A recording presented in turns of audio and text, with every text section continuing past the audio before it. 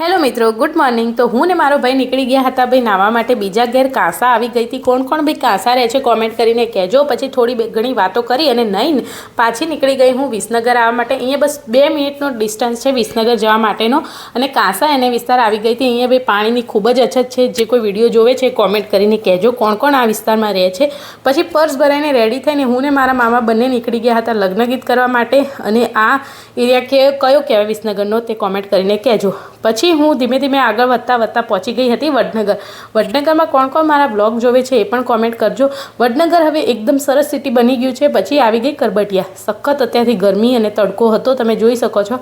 આજે હતા રાજપૂત સમાજના સમૂહ લગ્ન। આયોજન એકદમ સરસ હતું। ચોરી બધી જ વ્યવસ્થા તમે વ્લોગમાં જોઈ શકો છો। કોણ કોણ અહીંયા હતું એ પણ કોમેન્ટ કરજો। પછી હું આવી ગઈ હતી સ્ટેજ પર। મારા લગ્ન ગીતના વિડીયો જોવા હોય તો તે હેતલ રાવલ સિંગરની આઈડી પર જોઈ શકે છે।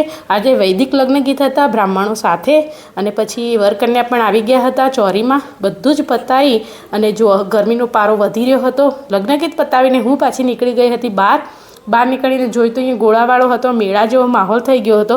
લાસ્ટમાં અમે ખાવા પહોંચ્યા હતા તો જે થોડું ઘણું ખાઈ લીધું। ગરમી સખત હતી તો ખાવાનું મન નહોતું।